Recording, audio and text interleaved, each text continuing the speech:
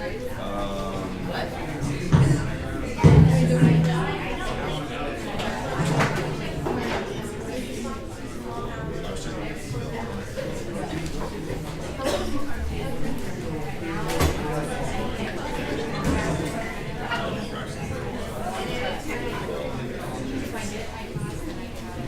4 hours.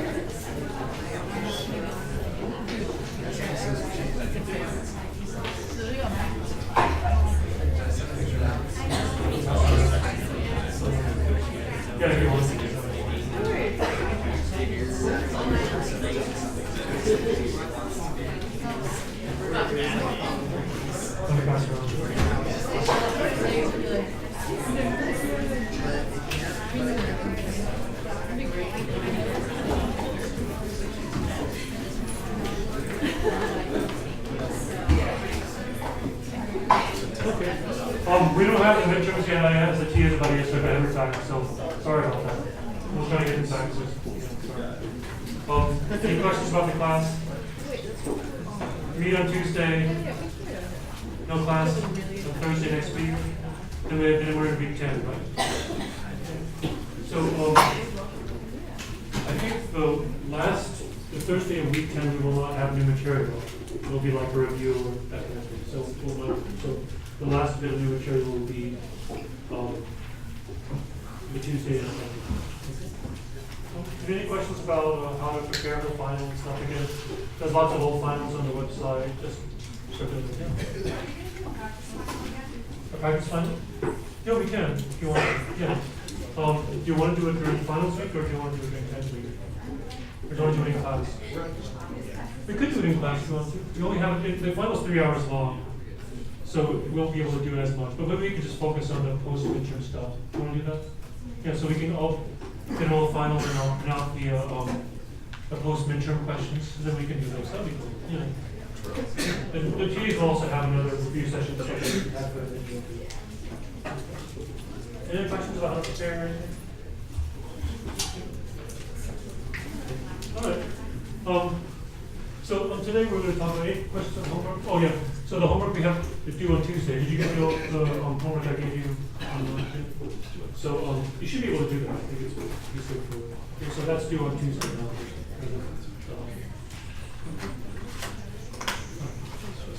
Okay, so today we're going to talk about again new applications. This is understanding social change. Okay, so you guys probably didn't live through it, but I did. But we used to have this thing called the Soviet Union in the Eastern Bloc. We don't have it anymore. Kind of fell apart. How did that happen? Well, most people consider the very first part of this was literally demonstrations in one city in East Germany. This is in Leipzig. It's a small town, relatively large size, medium-sized town in East Germany. It was called East Germany, DDR back then. This is in 1989. Okay, so this is kind of how the whole thing started. So what happened was there was this one church which had services every week. And after that service was done, people would kind of hang around and just would say, get out of East Germany, just like for 20 seconds. And they did so kind of really furtively and protected by the crowd as they really did church. Okay, so if you look at the graph, the numbers of people in these Monday demonstrations, actually if you look at earlier Mondays, it was like 20 or 5. So it's some really, really small numbers. But around September 25th in 1989, it started growing at 6,500 people. So this is a pretty large-sized demonstration. So I went to the anti-Trump demonstration on Saturday, being around Hispanic people. And then each week you can see it grew. So the next week was 17,000, 60,000, and then around here 325,000. That's a really large number of people, okay? Especially in this town, which is much smaller than Los Angeles. So this is maybe half the people in this town who were at this demonstration. Okay, so this large demonstration basically started at the beginning and the end of the Berlin Wall. When that fell, then a lot of other Eastern Bloc countries fell. So this is really the start of a very large geopolitical change. Okay, so it's very interesting, obviously important. How do I explain this increase? Okay, we're social scientists, we get up in the morning, we think, how do I understand what people are doing? So this is obviously very interesting. How do I explain going from 6,500, or actually more like 20 or 10 or something way up here? How do I explain going from 6,500 to 300,000? How do I explain that?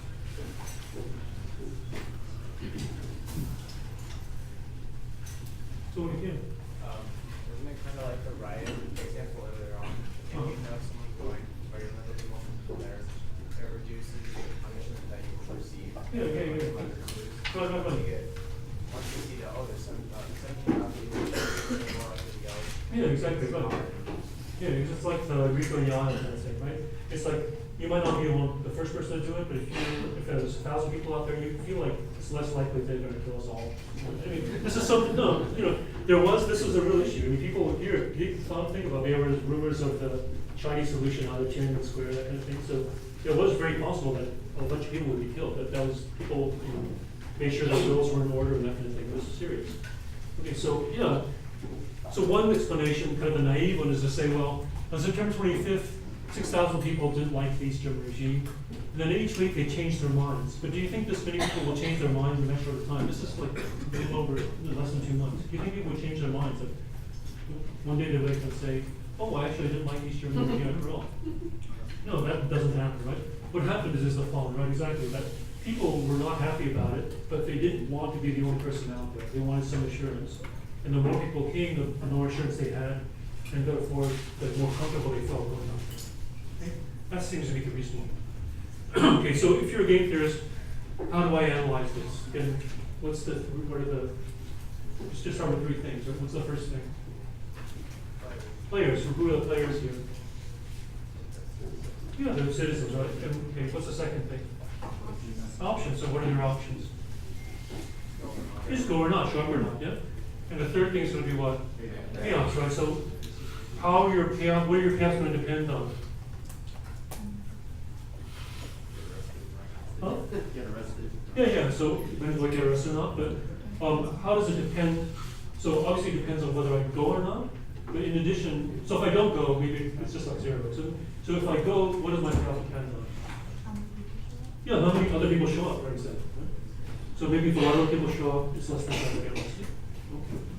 All right, so if I build a model like that, oh, by the way, this is, I think, like a little picture. This is 1989, October 16th. This is really the beginning of the end of the Berlin Wall. All right. Okay, so one explanation, that people used to be happy with the regime, but in a matter of weeks they changed their minds. I don't know if this is reasonable. People don't change their minds that quickly. What's more likely is, again, it seems like they've been happy with the regime for years. Okay. More likely is, people weren't happy with the regime all the time, but were scared to protest. However, the more people protested, the safer it became to protest until the regime. Okay. Okay, so how do we model this? We just talked about it. People's actions, people actions put up. Okay. So there's a way which is this is done. This is a so-called threshold model. Okay, and it's due to these guys, Schelling and Bennevetter. Both these guys are alive still. Schelling got the Nobel Prize. Bennevetter is a very well-known sociologist. And so, if we were going to model this, how do I make it interesting? So again, people, actions, payoff. So people are pretty clear. Actions are either show up or not. The interesting part is the payoff. So your payoffs depend on how many other people show up, right? Okay, so how would I write that down? I think I already make a big game.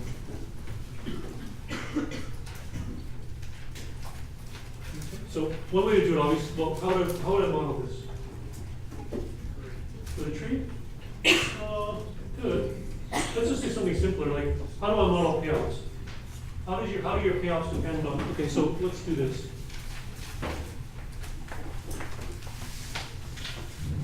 Okay, so say I just use a simple, like a two-person model. Okay? So if my simple model would be like what? If there's just two people, what would it look like? Yeah, so what would your actions be? Yeah, show up or not, right?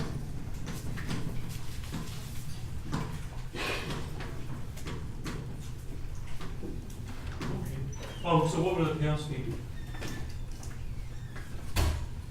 Huh? So what do you want for not? Like, what do I pass for not showing up? 0, 0, right? So you both show up. We did this already. How about over here? What are the chance going to be? Okay. So I show up. Sorry, I don't show up and you do. Maybe 0, -5. Yeah, no. You get to negative penalty. How about here? -5, 0. How about here? 10, 10. This is probably pretty good. And actually, we've done this game before. How do I solve this? What's the prediction in this game? Is there a business dilemma? No, right? Are there dominating strategies? No. Okay, so how do we solve it? Or just make a prediction? Nash equilibrium. So what is a Nash equilibrium here? If I do these things, right? Yeah, just get this. Yes. Okay, so the Nash equilibrium are going to be show up. Or not. Okay. So that's not bad. But I'm not quite getting this, right? Remember, this is what I'm trying to understand this. Okay? So here, it does make sense. Either we both show up or we both won't. But I'm kind of not getting this kind of stuff. Right? How do I, if I want to model this, how am I going to do that? So this is a totally fine model. But I'll try to get this.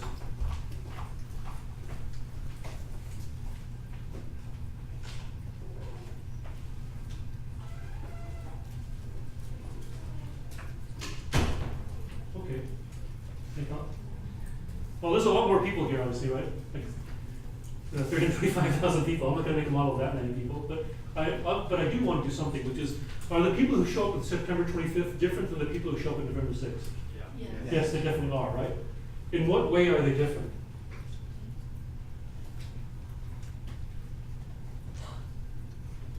Maybe the payoffs for showing up is. No, go ahead. Or maybe the payoff for staying home is locally higher for them, and so they just decide to stay home so more people show up and then showing up. Okay, so the early people, okay, so when you're saying the early people, their payoffs are different, they were more like For the earlier people, the payoffs for is like the Rico and Gaia thing. Yeah, right. So people who are there earlier, they don't really care as much. Right. Showing up is higher. Right. So maybe the people who go earlier, their payoff for showing up is higher, right? You said? Anything else? Yeah, it's okay. It's totally possible. The people who show up early are people. They're a little more. They have greater payoff for showing up. Or another way of thinking about it is they think that they have fewer costs. Okay. They don't need as much assurance. Whereas these people, they're showing up. So like 40,000 people waited for the last week to show up. So those people could have shown up earlier, but they waited. Maybe because they really wanted that 280,000 people to help them. Yeah. Okay, so people show up then, they're probably a little more concerned, need a little more support. People early bit don't care as much. They're a little more willing to go out there. They're more like Dave or Doug, the parent who's willing to help all that stuff. Okay. These people here are more like Rico and Gaia. Okay, so how am I going to model that? I want to have some difference in people's payouts, right? Some people are a little more militant in some sense than others. Some people are more concerned. How am I going to get that?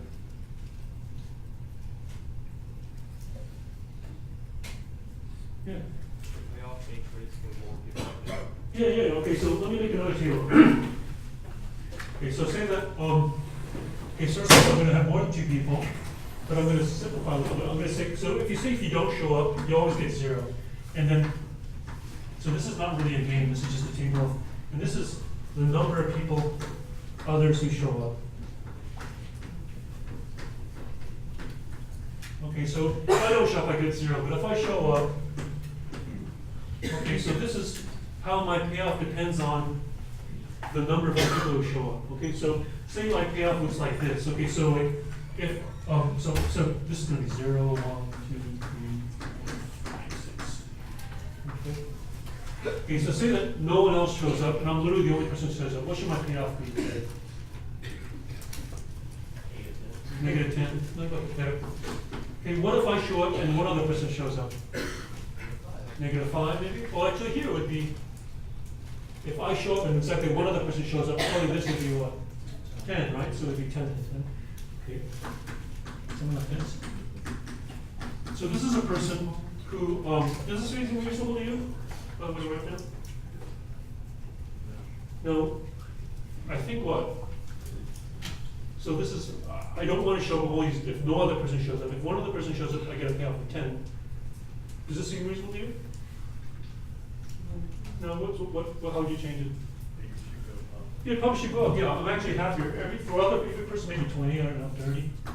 No, that's what you're saying, right?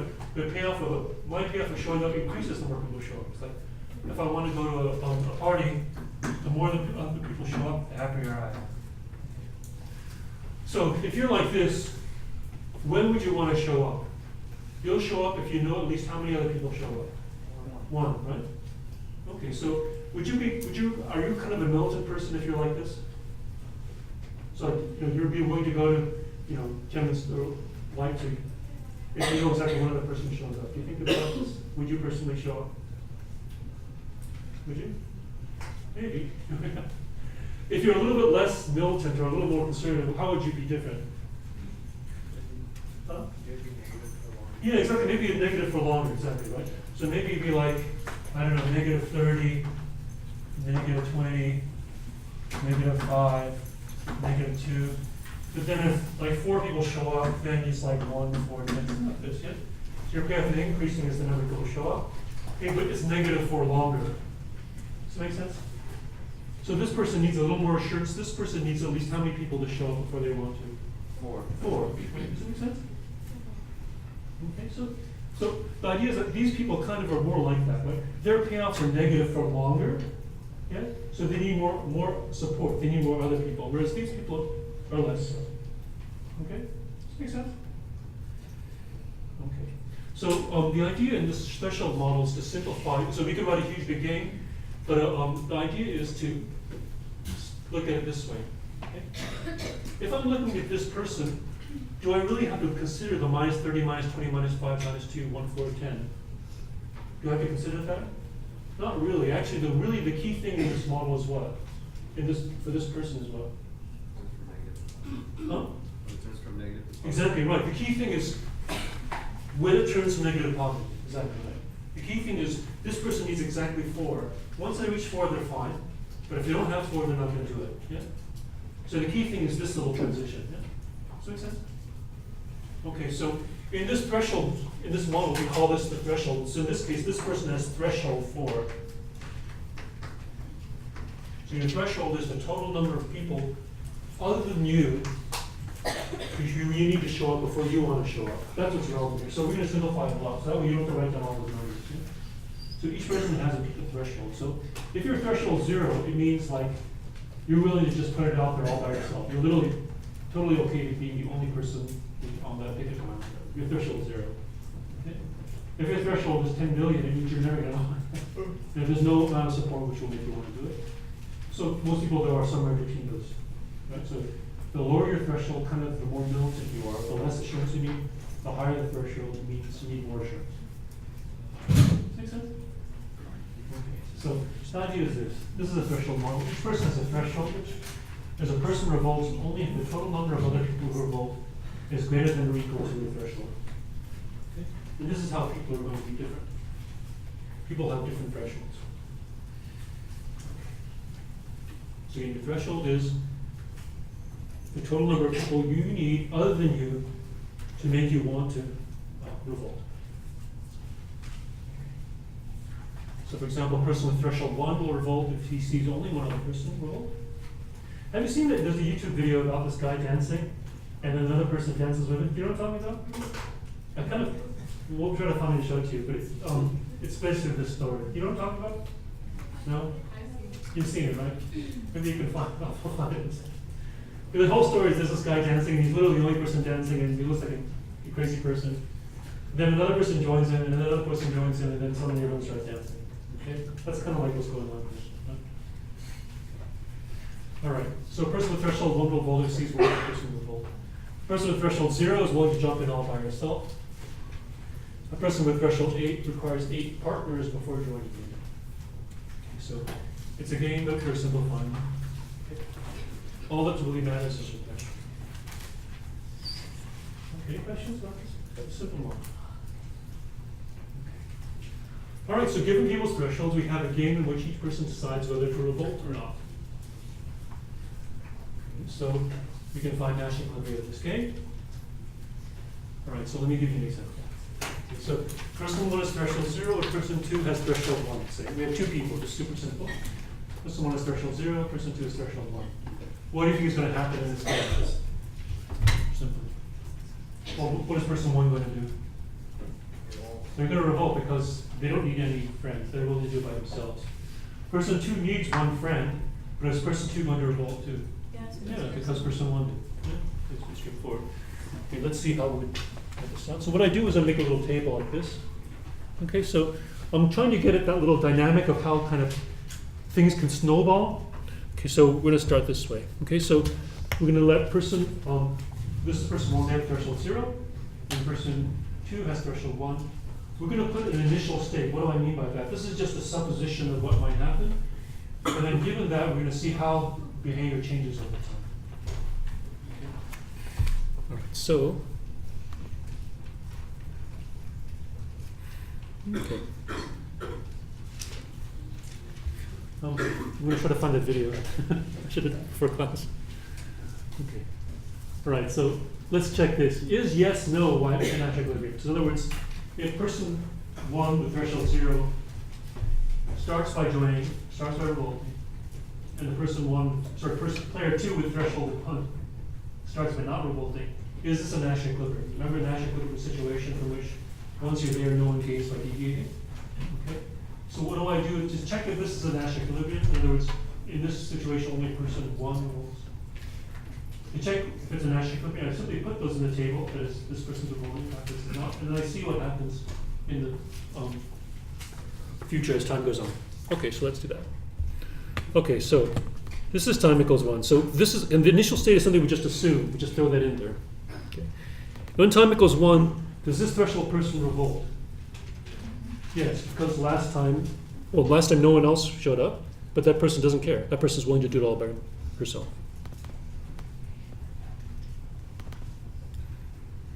Okay. Now how about here? This is a threshold 1 person. Does this person, threshold 1 person, want to change? Yeah. Yeah, because last time he saw somebody else, i.e. the threshold 0 person, do it, right? So this person is happy that the person saw on the TV, oh, there's at least one person at the march, so I'm going to go. Okay. Okay, now t equals 2. So each time we're basically saying people respond to what happened yesterday, last time. Okay, t equals 2. Does a threshold 0 person want to do it? Yes, that threshold 0 person is always going to want to do it. Okay, how about the threshold 1 person? Does that person want to do it? Yeah. Okay. All right, so what happens when time equals 3? Same thing. So what's the story? Starting from yn, do I stay here? Is this stable? No, right? So is yn a Nash equilibrium? No, it isn't.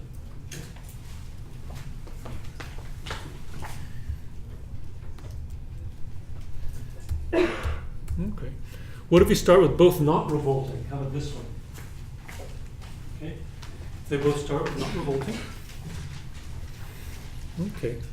What happens in t equals 1? This is a threshold 0 person. No one else is showing up. What does this person do? They revolt, right? Okay. How about here? This is a threshold 1 person.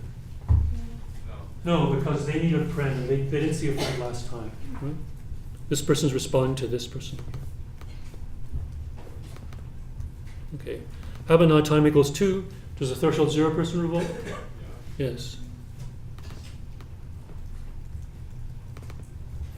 Now about the threshold 1 person, what does this person want to do now? Now this person wants to revolt because they saw that the threshold 0 person did it last time. Okay. And finally here what happens, I think they both revolt. Yeah. Okay, so what's the story? Starting from a situation where no one revolts, the threshold 0 person jumps in. Once the threshold 0 person jumps in, then the threshold 1 person jumps in. And this is basically a very simple description of that my level Leipzig example, right? The early threshold people start, and then once they come in, the next people come in. Okay, so Yn, we started, last time we checked Yn was not a Nash equilibrium. Is Nn a Nash equilibrium? No, what is the only Nash equilibrium of this game? Y, right? You can see that. Okay, so starting from a situation of no revolt, the threshold 0 person will jump in alone, and then the threshold 1 person will follow. The only Nash equilibrium here is Y. Yeah. So why did the threshold 1 person not want to revolt when T equals 1? Okay, so the idea is that each person is responding to what happened yesterday. Oh, yesterday. Yeah. So like this person doesn't know what this person is going to do today. So they saw what happened like in the news report yesterday. They saw that no one showed up this morning, and they said, well, I need this one person, so I'm not going to show up. Okay. But then the next day they say, oh, one person did show up. Okay, thank you. Yeah. Which one was it? Sorry? Which national equilibrium Which is what? What I mean by why is this? It's the T equals 3. I don't know. Okay, this is taking place in time, but the Nash equilibrium is a situation from which no one can gain by deviating. Right? So once both people are playing Y, that's a situation, it's a Nash equilibrium because nobody's gaining by deviating. We'll see this in each table. Right, so why isn't it the one that column is the It is. They're both Y1. Remember, Nash equilibrium is a description of strategies. Does this make sense? Yeah? You said it's not this time, okay, I guess time is not literally time, remember? And then we're not, I should say, what we're saying is we're just doing thought experiments of what would happen if no one showed up, right? If no one showed up, this person would show up, and then this person wouldn't, then this other person would join you. Once you'd hear, you'd stay there. Okay, hence why is a Nash equilibrium. It doesn't matter when we got there, right? So we see this kind of snowball process, and in the end we end with a stable thing. Nash equilibrium is about stability, right? It's not so much how you got there, but once you're there, you're not going to change. All right. How about another example? Oh, by the way, did we do this threshold? Somebody has threshold 0, somebody has threshold 1. Have you seen this example before? We already talked about it a second ago in class. Huh? Yeah, the Rico and Yaya one. This is exactly right. Doug, the dad, has threshold 0. Rico and Yaya have threshold 1. Okay. All right. Okay, what if both people have threshold 1? Okay. Say nobody revolts, just is this going to be stable? No? Yeah, right. I think it's going to be. So let's do that. Okay. So whoops. We're assuming that so two people have threshold 1. Okay. No one revolts in the beginning. Is this person now going to show up at T equals 1? No, because he doesn't see anybody else. How about this person? Is this person going to show up? Huh? Nope. Okay, we have this situation, right? It's going to stay at NN. Okay. So each person, it's kind of a situation where each person says, I'll go if you go. If neither person shows up, is that a Nash equilibrium?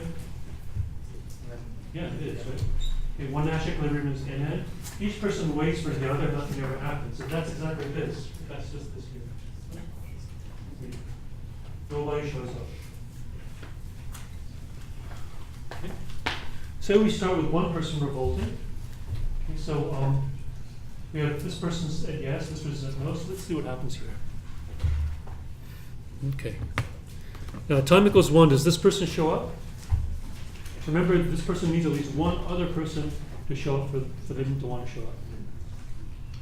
No, right? Because that person showed up and, got attacked by the cops or something. They don't want to show up by themselves again, right?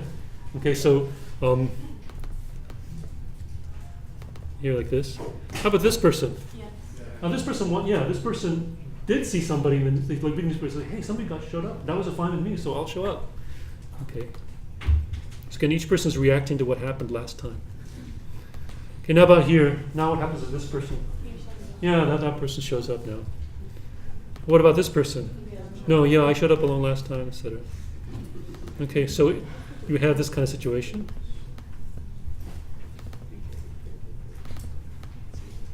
Okay, is this a Nash equilibrium? Is Y in a Nash equilibrium?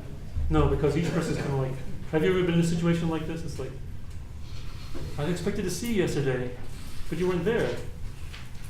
Well, okay, so then I was there, but if I knew you were there, I would come. So then they'd come and you wouldn't show up.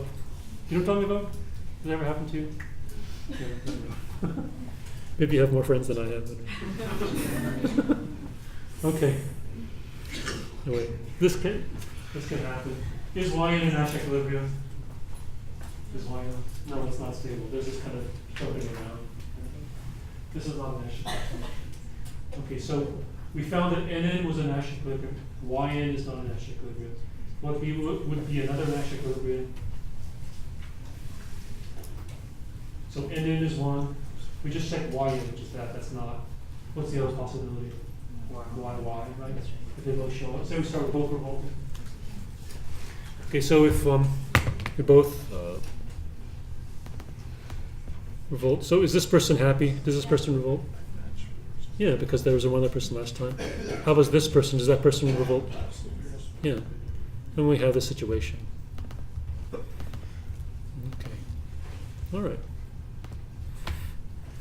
Okay, so here is Y in Nash equilibrium. Yes, right? And that's just here. We have Y and N. So when each person has threshold 1, there's two people, each person has threshold 1. There are two Nash equilibria, N and Y. So revolt is never piecemeal, either it's everyone or not.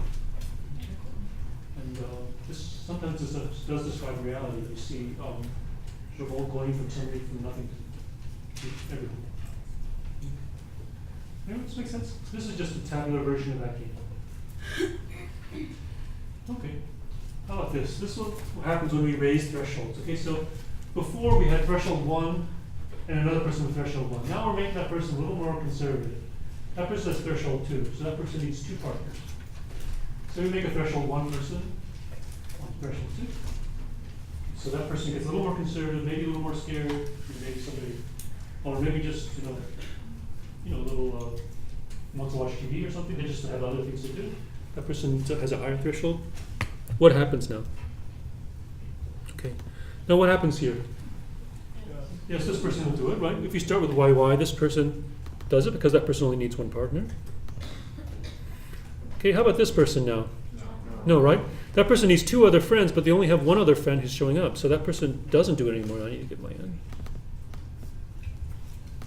Right? Okay. Now at time equals 2, what happens? Does this person want to do it? No, right? Because their friend flaked out. Okay. How about this person here? Nope. Okay, so we have this kind of like the end of a party. It's like there's a party, somebody leaves, and then all of a sudden no one's there. Okay? It's exactly like that, right? People start leaving, it gets a lot less fun.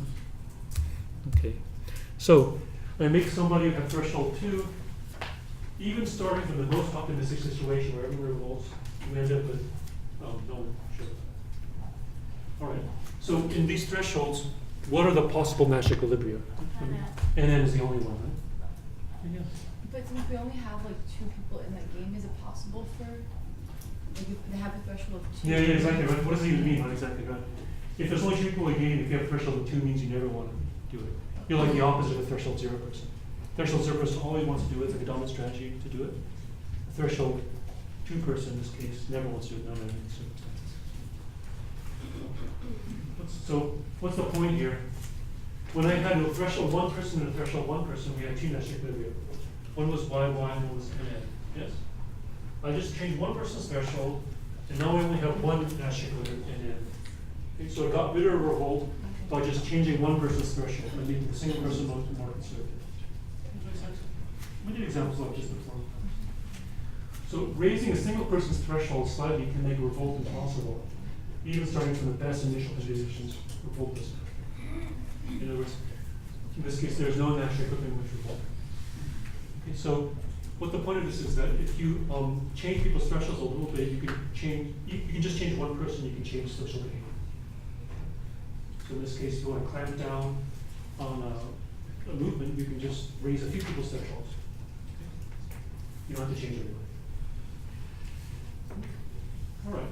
What happens when we lower thresholds? Okay, so you make a threshold 1%, threshold 0. Okay, so now, before we had 1, 1, now we make 1% threshold 0. So that person kind of gets really fired up, they're really militant, they say, I've got to do this. Now, even starting from the most sort of pessimistic up to initial state, what happens? Okay. What does this person do now? Yeah? They say yes because they have threshold 0, so they don't need any friends. Okay. How about this person? Okay, no, not yet, because they didn't see any friends. They need one friend. They didn't see any friends last time. How about here? Yeah, this person always wants to. And how about here? Yeah, now this person with threshold 1 saw somebody last time who showed up, and therefore that person wants to show up, and then we have this. Okay, so this is kind of the opposite case of what we just did. Okay. When we had 2 people with threshold 1, there were 2 Nash equilibria, y, y, and n. I make one person's threshold slightly lower. In that case, there's only one Nash equilibrium, y, y. Okay, so if I want to guarantee revolt will happen, all I have to do is change the threshold of one person. I don't have to change everyone. So lowering a single person's threshold can guarantee revolt. In this case, the only Nash equilibrium. Questions about that? So, pretty familiar with the model. Let's say we have these thresholds. Whoops. What did I do? I guess I kind of pretend this part didn't do this. So a person with threshold 0, person with threshold 1, person with threshold 2, person with threshold 3, this person with threshold 4. Okay? Say we start with no one revolting. In the time equals 1, what happens? Who revolts? The threshold 0 person, because that person wants to do it. Does this person revolt? No, because that person didn't see any friends. Okay, so time equals 1, this person jumps in. Because this person will always jump in. They just like the jumping in person. Okay? No one else.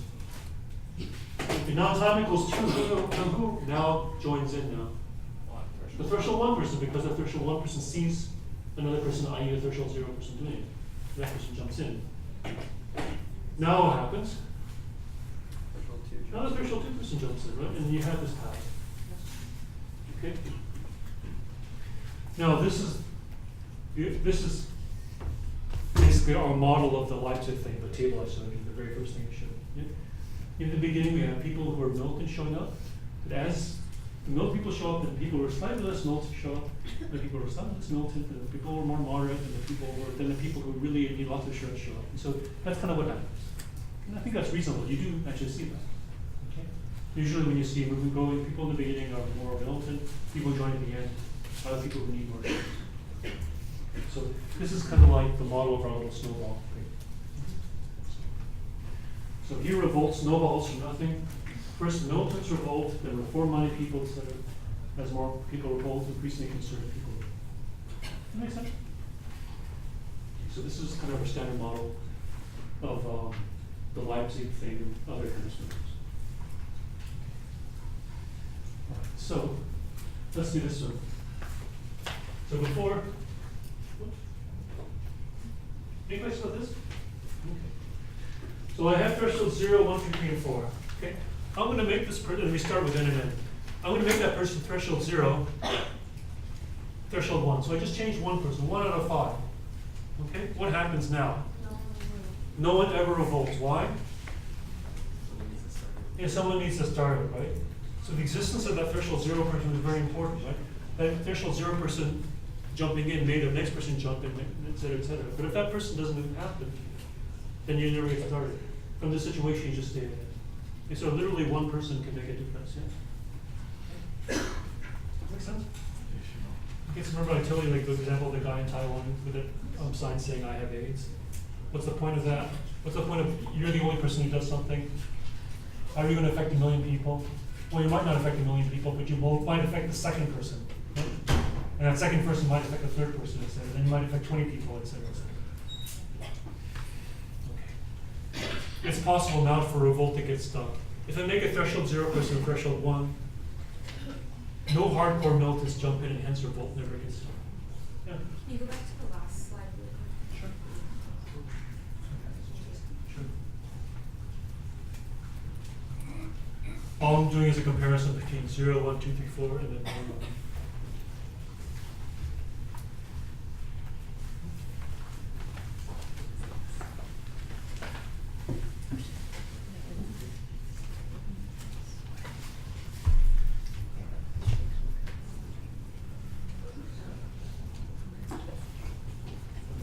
Make sense?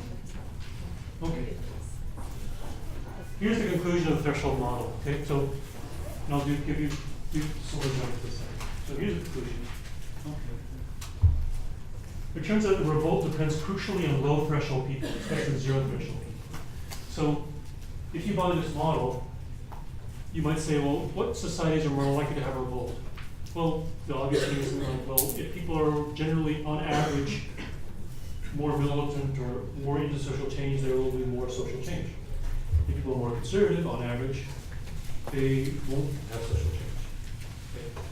However, this model says that's something different. It's not really about average, but really more about what? Is it about the average threshold? The average amount of kind of militancy in a community, or what? Yeah. But you also think that countries that have 0 threshold people are likely to have more political instability? Yes, it's possible. Absolutely. Many kinds of social change. The idea is that the revolt in a society doesn't depend on the average, rather it depends on the extreme. It depends on people who are willing to do it just by themselves. People with very low thresholds, threshold 0, threshold 1. You can have a bunch of people who all have threshold 4, but it's possible it all gets done. It's better to have a situation where you have somebody with threshold 0, 1, 2, 3, 4, 5, 6, 7, 8, 9, 10, 11, 12, whatever, 20, then everyone has a threshold 4. Is there really like that much of, like, I can see there being a significant difference amongst like average thresholds from like society to society, but is there a difference between like, I feel like every society is going to have a few Oh, that's interesting. low threshold people. So like legit. Oh, how much variation differences, is? Yeah, that's a good question. Let's think about that. Can we think of 2 examples? I mean, so people do, for example, say like when I talk about, I used to teach this class in social movements. People, you look at the civil rights movement, it can happen in 1965 or something. So sometimes I ask people like, why didn't the civil rights movement happen in 1940 or 1925? It wasn't like African Americans who were more pissed off in 65 than they were in 25, right? So it wasn't like suddenly they woke up and said, hey, we really don't like our situation, right? They didn't like the situation. What was the difference in 1965, 1945, 1925? What do you think? What do you think would be the answer? So why wasn't there a civil rights movement in 1945 and 1925? May have lack like charismatic leaders or something. Kind of, but I mean, there were leaders back then, and even the charismatic leaders who were involved in like King and stuff like that, they were actually not. King was kind of carried. So King became famous through the Montgomery bus boycott, but he was actually recruited kind of after the thing had gotten started. So he wasn't really a planner or instigator so much. Was there other movements going on? Yes, but there were some movements. Okay, yeah, there were some movements in the earlier, the 50s and 40s and stuff. But so you're saying you would say in '65 it happened because of what? Well, I think like it was more of a, like the women's rights movement excluded people of color, whereas the civil rights movement was whites working with You're saying that people of color. earlier on people were excluded, you're saying? Yeah. Oh, so that's it was possible. like- Yeah. Yeah. I just walked in, so maybe I don't know if you said this already, but is it just because everyone had a high threshold? Huh? Is it because most people had a high threshold that didn't want to cause social change? Okay, so if you take the model seriously, what are you saying that revolt depends on low threshold people? Yes. Okay? So you would say something like there are more low threshold people in the civil rights movement in 1965 than 1945, 1925. Okay? Is that true? Maybe better awareness that there were. Well, okay, the standard answer is, maybe it's not threshold, but the standard answer is that in 25, 45, there was just so much suppression that you couldn't get like even very small organizations to be there. So like there's lynching and all sorts of stuff. So it was basically a story of organization. So by the time of '65, there were enough people who were organized They had training, they had nonviolence training and all that. And they were basically set up and ready to perform these kinds of actions like boycotts and sit-ins and all that kind of stuff. So in some sense, it is sort of similar because the great mass of African Americans are the same. The difference though is that the organizers were more prepared and hence were more ready to do it by themselves. Okay, that's essentially the story. Okay, so in that sense, it is consistent with them all. So I guess that is maybe one example, yeah. So it's kind of like, if you want social change to happen, then you have to make some people's thresholds lower. And basically, the civil rights way you do that is through organization, basically kind of giving them training and support. Yeah. So, for example, like when the, people did like sit-ins and lunch counters and all that, they actually had lawyers and the whole thing all set up ready to go. Okay, but they couldn't have done that in 25 and 45. Yeah. Is there like the name for like, sorry, that's Go kind of a ahead. question, for like a gap in between the thresholds? Like, so let's say you have like a large group of people, like low thresholds. Yeah. And then in order to have like a lot of change, you'd have to have like a significant number of people, but Right. in between these two groups, there's like Yeah, a large yeah. gap. That's good. without Yeah, thresholds. exactly. We can do that in the moment. Yeah. Let's do that. In fact, yeah. Okay, that's a good point. I don't know if there's a name for that, but it's an interesting thought. Yeah, exactly. Okay. Any thoughts? Okay. Basically, revolt and crucially on low threshold people, a small change in thresholds can cause large social change. So obviously social changes happen suddenly. You think, where did that come from? Did people suddenly change their minds? The answer is no, because what this says is that we can see large changes from small individual changes in purpose. So a society with some extremists or early adopters, 0 people, is more likely to revolt than a society in which the average thresholds are low but there's no extremists. So this is true for social change, but it's also like marketing. Like if you're marketing a new kind of technology, like I don't know, some text messaging app or something like that, there's this whole strategy of like trying to target early adopters. You know what I'm talking about? And these are the people who are willing to change suddenly. You know, they don't need a lot of other people. So most people are like, oh, I'm not going to use WhatsApp until like 50 of my friends use WhatsApp. I'm not going to use it unless like, I'm not going to use WhatsApp if only one of my other friends use it. Okay, so my threshold would be like 50. But there are some people who are willing to use it just by themselves. Okay, those are people you kind of want to contact. That's how you can see. Okay. All right. Let's do the examples you're talking about.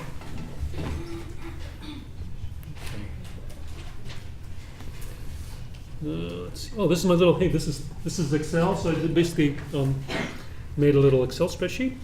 Okay, so I have thresholds over here, and this is the initial thing, whether they're rolled or not. 0 means they don't. Okay, so threshold 0%, time equals when they jump in, then time equals 2, the next person jumps in, etc. Okay? Alright, so this is just an example of what I did. Okay, what's going to happen when I make this threshold person, 0% a 1? What's going to happen? No one will show up. Boom. See? Isn't that great? Okay, let's complete this person, please. Alright. What if I make this threshold 2% like a 3? Yeah, only 3 first. Yeah, it'll stop there, right? Okay, now let's do what you're talking about, that kind of gap thing, right? So say that I make this here, and I make this like, so there's a gap, kind of like this. So there's a gap, yeah? So yeah, it's not going to jump over that gap, yeah? Yeah? It might if a bunch of these other people do jump in, right? But it's not going to happen automatically, right? Yeah? So that's interesting, yeah. What's the difference between the red and the blue? Oh, red's a big one to do it. That's Red a is yes. like yes. Yeah, exactly. So, yeah, 1 means you revolt 0. Makes sense? Yeah. But what happened if people with the lower end had a lower threshold? Oh, okay, let's see. What about I would make this person, do you want to make this person have 0 too? Is that going to help? That helps a little bit. Maybe make this person with a 1. Oh, this is interesting. So what happened? Okay, so these two people have threshold 0, they jump in. Now, the threshold 1 and the threshold 2 person jumps in, right? So this person now saw 2 people last time, right? Now there's these 5 people. Now these people all, threshold 5, all jump in now. Yeah? Now once those people jump in, then these people jump in.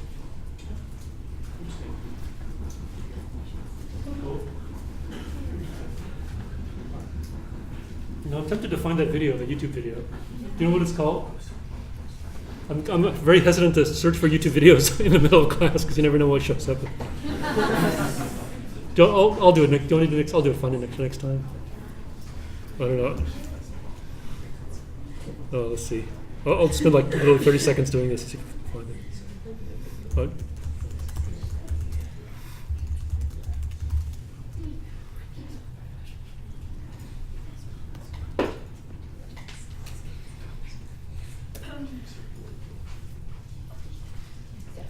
oh, what is this?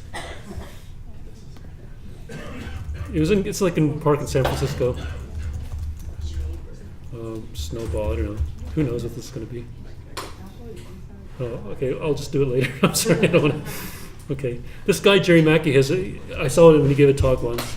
This is interesting. So a lot of people say, is this real? But like, one very good example I always give is from Mackey is this idea of foot binding in China. So foot binding in China exists literally for thousands of years. So you don't put them. So women were like, young girls were said that to get married you had to bind your feet. So you had to really like. So generations of women in China had malformed feet.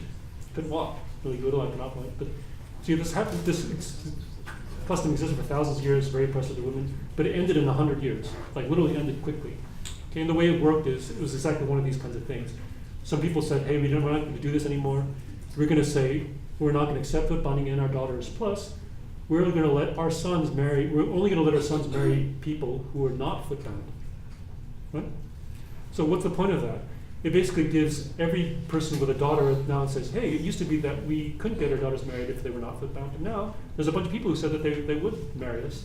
They would let our sons marry our daughters if we leave our daughters' feet alone. So that's kind of what happened. So it's thousands-year-old custom went away in like literally one generation. Okay, so it can happen. Okay. Yeah? I found a video. Okay, cool. It's called How to Start a Movement. Is it under YouTube or should I just do it this way? And somebody used it in a TED Talk too, I think. Yeah. Okay, how to start.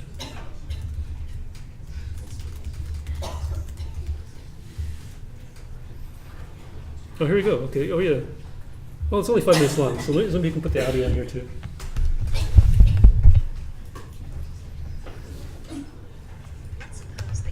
Oh, good grief.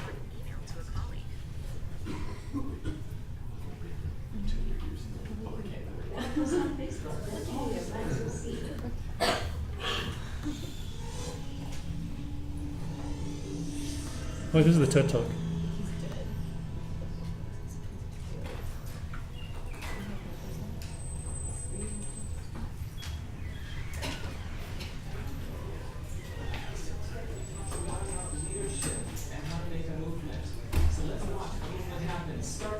In under 3 minutes and dissect some lessons from it. First, of course, you know, a leader needs the guts to stand out and be ridiculed. But what he's doing is so easy to follow. So here's his first follower with a crucial role. He's going to show everyone else how to follow. Now notice that the leader embraces him as an equal. So now it's not about the leader anymore, it's about them, plural. Now there he is calling to his friends. Now if you notice that the first follower is actually an underestimated form of leadership in itself. It takes guts to stand out like that. The first follower is what transforms a lone nut into a leader.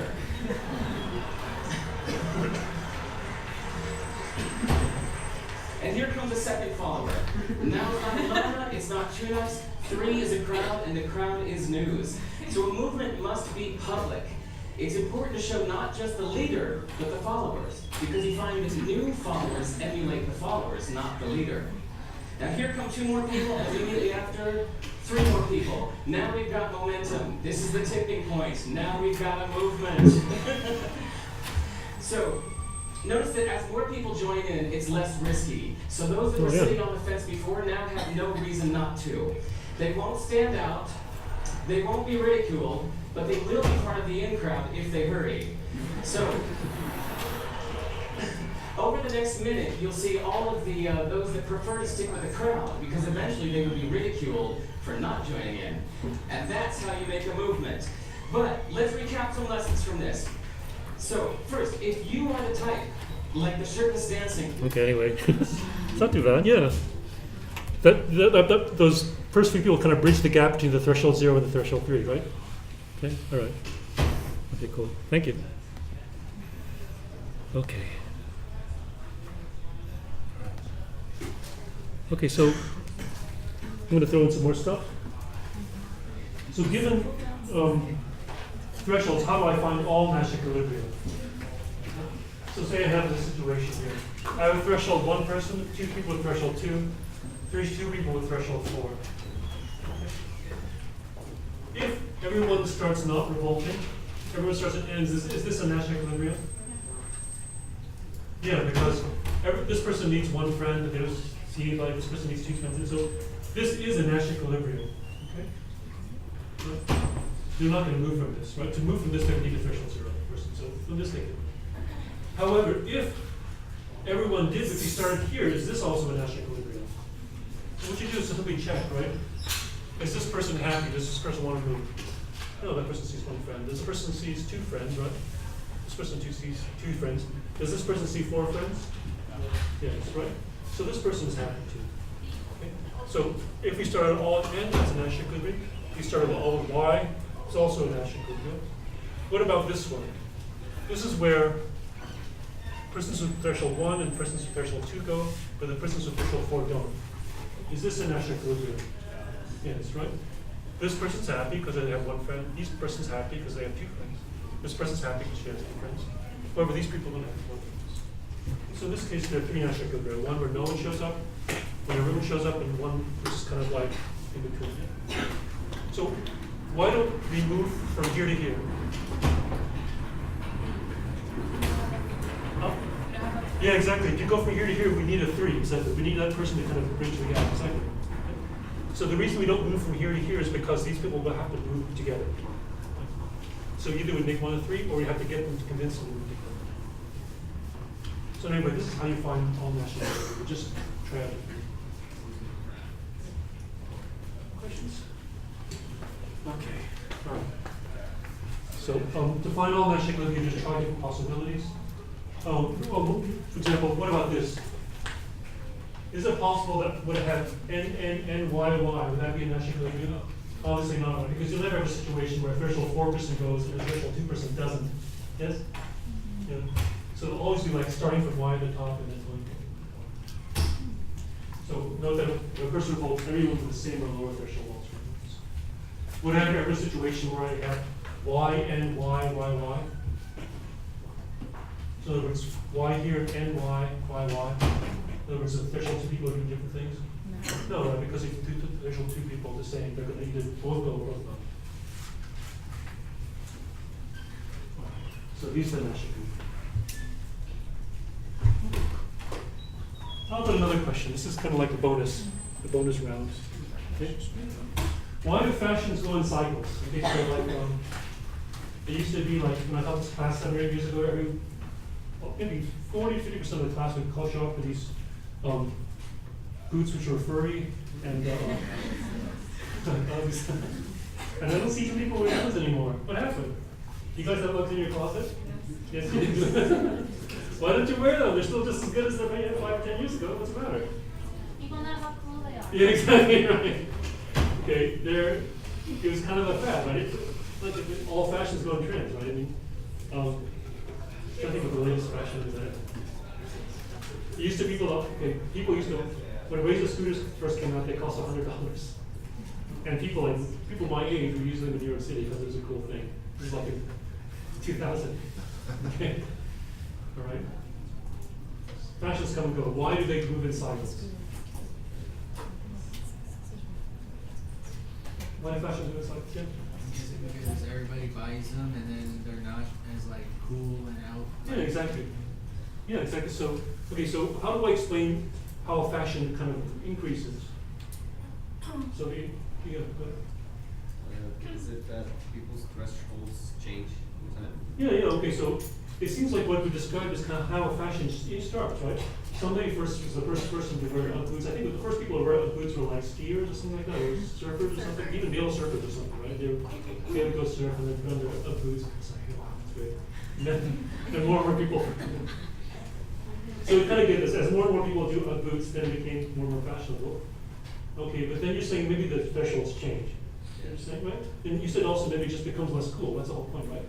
How would I put that in the model? Do the thresholds or, okay, so, yeah.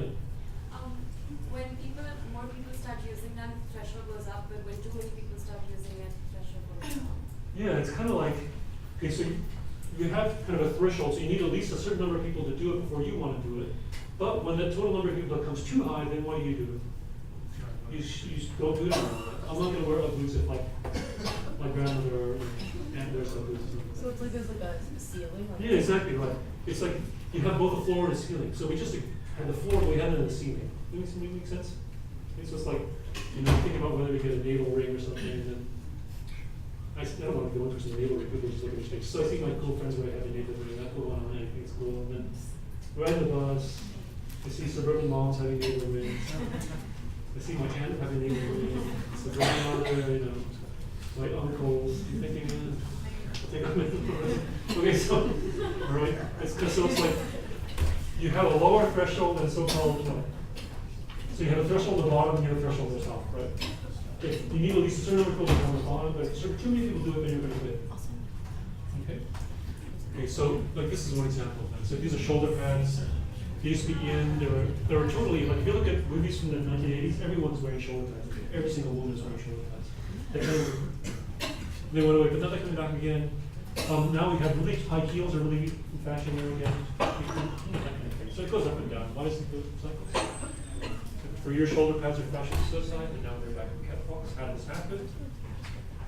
Okay, and the answer we're going to give is, so one explanation is that people just get interested in something, and then everyone loses interest and just goes on to the next thing. Okay, but I think what we can say is, it's not like everyone's getting interested in understanding at the same time. Rather, some people adopt fractions early, some people are slow, so everyone's a little different. It has to do with energy. And I think what we did is, we got this idea of upper thresholds. Some people want to do what's popular, but some people want to do something which is distinctive. Is you don't want to wear something if like literally everybody else is doing it. So how do I put that in the model? Okay, we have so-called lower and upper thresholds. Okay, so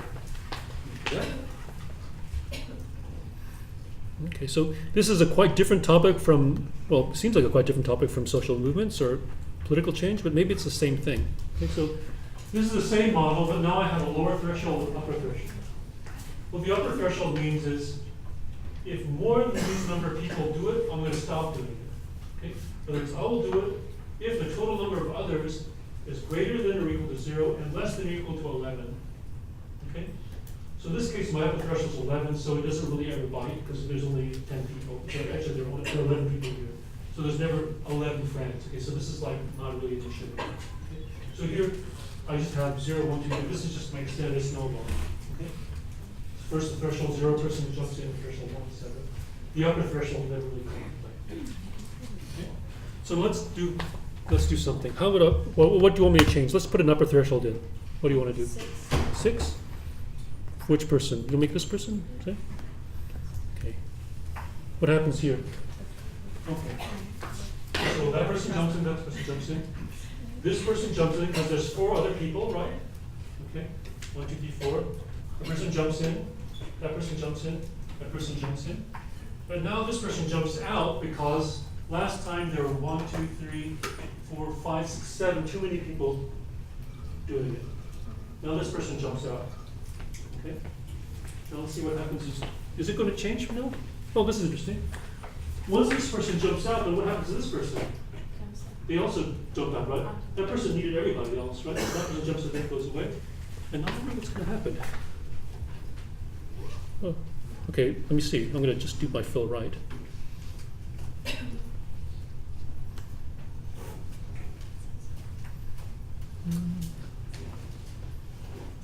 Oh, this is interesting.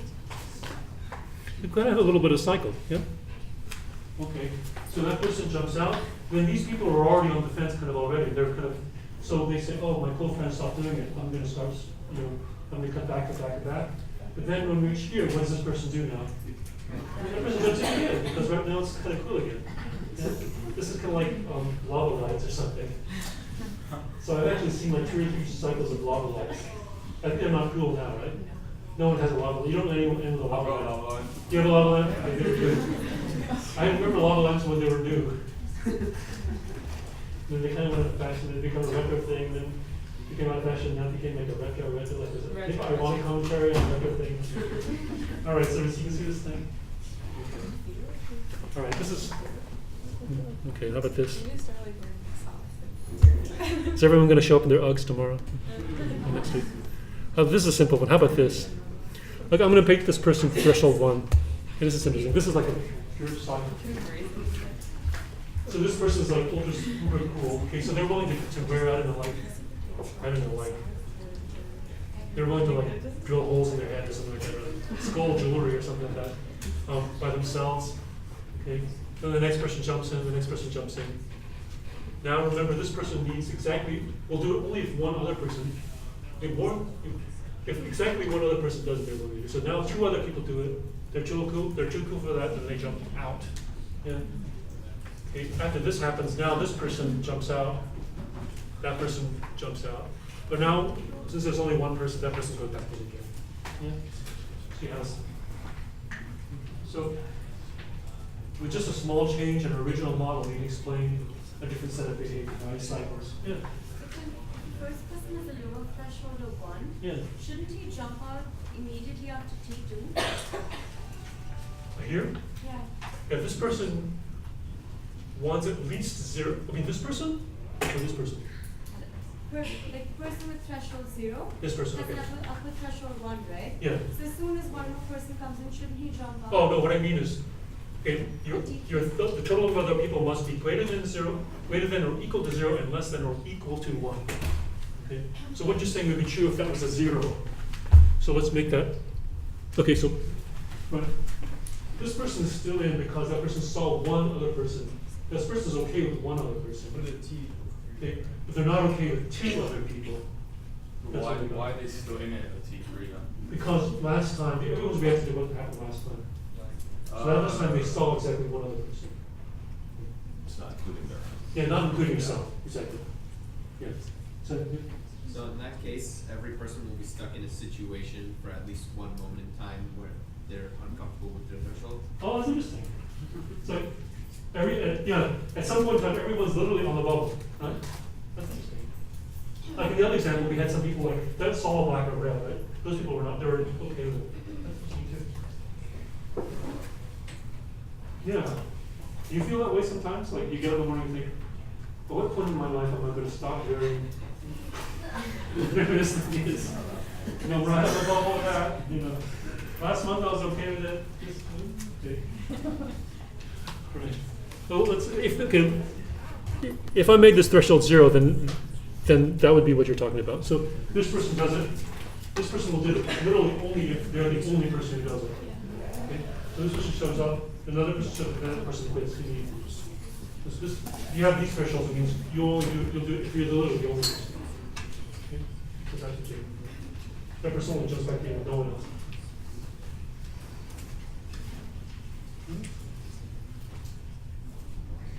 Any questions? Yeah. Can you show the full cycle where it goes 0, 1, 2, all the way up to 10? Uh-huh. Oh, you mean, can I make a cycle which literally goes all the way up? Yeah. Let's see, okay, let me do that. Okay, I'm gonna start with 11s. Okay, so you wanna make it so that, I guess I need a lot more time too, let me see.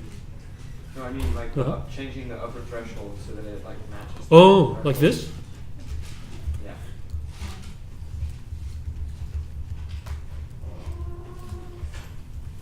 What's going on here? That doesn't sound right. Is this right?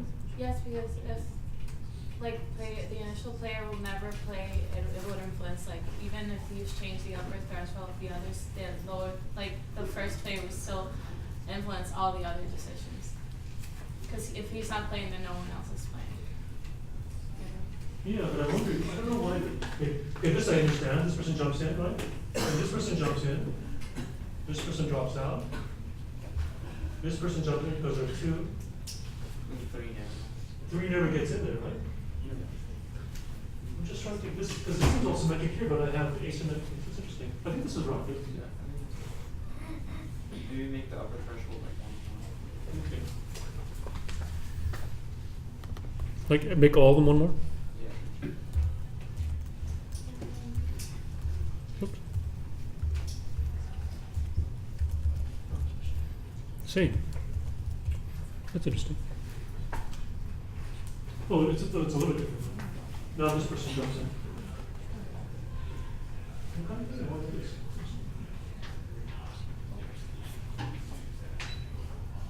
Yeah, I guess it never gets beyond. But like you look at it at an upper threshold as just being the same lower threshold but for another fad. Oh, that's interesting. You could build that model, yeah, that'd be interesting, yeah. It's like, that threshold is not so much whether you stop doing it, but whether you move on to the next thing. Yeah. Yeah, that's interesting, okay, I'll do that next time. Or you can do it too, I mean, I'll put this spreadsheet online, Okay. but I'll check with, yeah, that's a cool idea. So like your payoff and whether you do the next fad depends on how you go to the old one versus Yeah. how you go to the new one. Okay, cool. Any other thoughts? Okay, all right, okay, see you. We'll try to have the midterm back, sorry about that.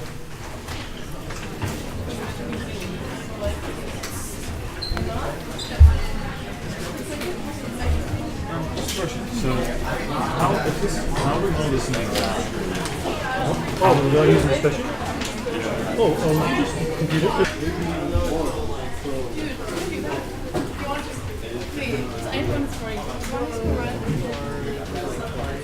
Oh, you see it?